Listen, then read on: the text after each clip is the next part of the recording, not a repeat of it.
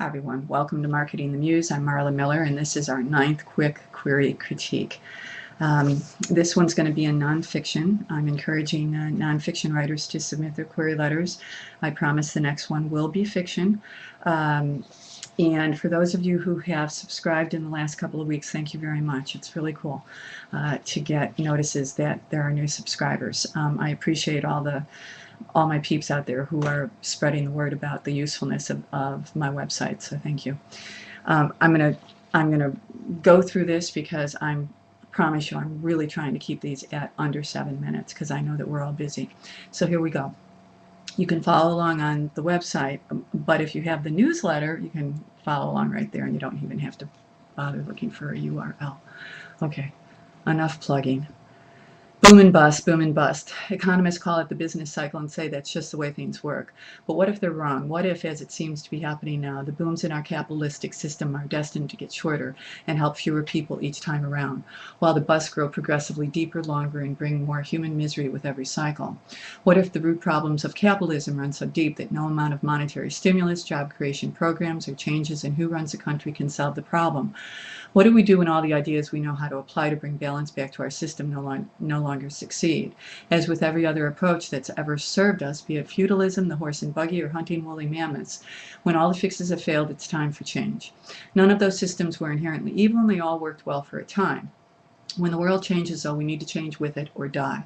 As conscious thinking beings, we can either do so thoughtfully and voluntarily, or we can wait until life gets so awful we're left with no choice.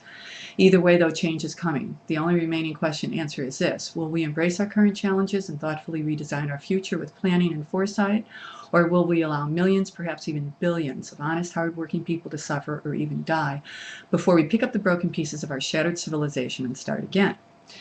The book opens a dialogue around this very question. After 16 years as a successful stockbroker with a major Wall Street firm, I quit the financial services business in late 2007 and dedicated myself to writing Sacred Economics, Designing a World that Works for Everyone, because I realized our entire global economic system was destined to fail and fail for good. While working as a broker, I'd witnessed the stock market crashes of '87 and 2000, and I'd been warning my clients about the impending collapse of the mortgage and housing industry since 2005. Yet still our national economists, those ivory tower thinkers we tend to turn to for explanations, were assuring us things were clipping along just fine. What therefore became painfully clear to me was that it was going to take someone from deep inside the industry, someone who had experienced its strengths and weaknesses from the outside in, to find the courage to stand up and tell some hard truths about what capitalism really is and why it can't take us any further, as well as point out the price our planet is paying to try and sustain it. This isn't a book that will tell you how to survive the apocalypse or how to do better than your friends and neighbors in the next economic crash. It's bigger than that. Nor is its intention to instill fear or shame or blame those who promoted capitalism in the past. This book's intention is to warn everyone of the rising economic tsunami, the rumbles of which we're already sensing as the wave begins to build, that can only be avoided if we stand together and help those standing beside us. I promise you it will challenge some of your deepest, perhaps even most cherished beliefs about life and humankind. It has to, because before we can change our world, we must first change our minds. One mind at a time. Okay, I have to circle something because I've read this before and this just popped out at me, so I want to make sure that I remember to offer it to you. Okay. First of all, if you're looking at it on, in the newsletter or on the website, this is not formatted. So, and that's okay. We don't have to worry about that at this point. The first thing that just popped out at me and is just an absolute no-no for query letter writing is that it took me until the 3rd paragraph to get to the title of this book, Sacred Economics, Designing a World that Works for Everyone. Now, you want to get your title in the 1st paragraph. Certainly, if not the 1st, it better be a short paragraph and lead your 2nd paragraph. And here's one of the reasons why. Because your title should resonate. If it's a good title, it will. And you want to thump that as much as you can in this 500 to 600 word query letter, yes?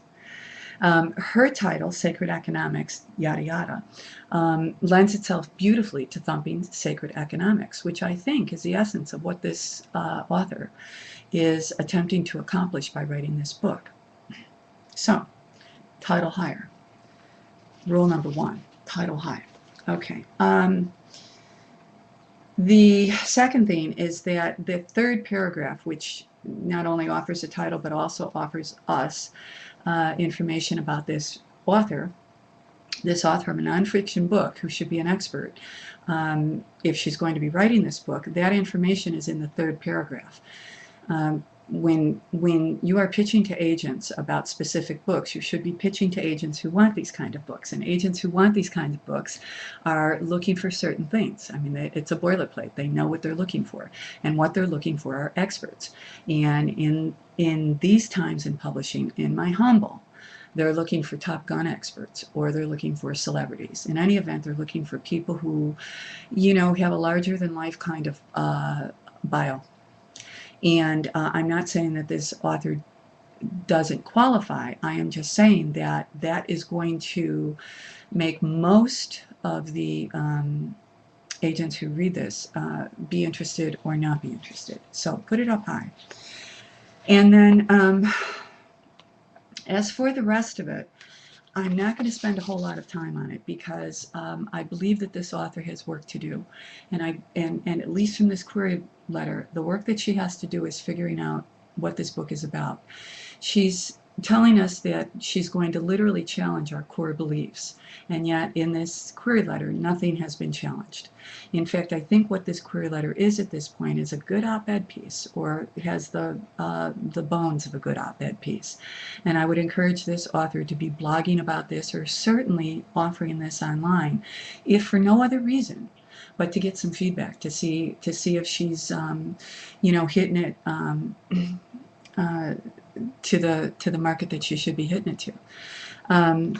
And so beyond that, I'm not going to say too much more because I'm watching the clock and we're just about at 7 minutes. And I want one last plug for Marketing the Muse. We just got invited to be offering a version of Quick Query Critique at the Writer magazine. So for those of you who are interested, you can get a critique of your query letter there.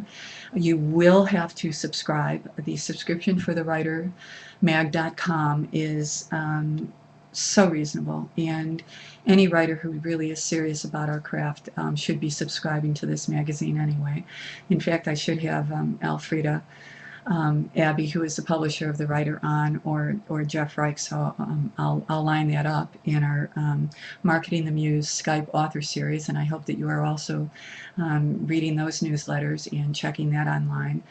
Colin Broderick was our first author, and you know, we're working it out, but I think it turned out pretty well. Okay, that's it. Enough plugging. I invite this author to resubmit, and I would love to redo this one online because we learn from rewriting, and all of us can learn from what this author gleans from this critique and then presents in her next quick query critique. So until then, be well.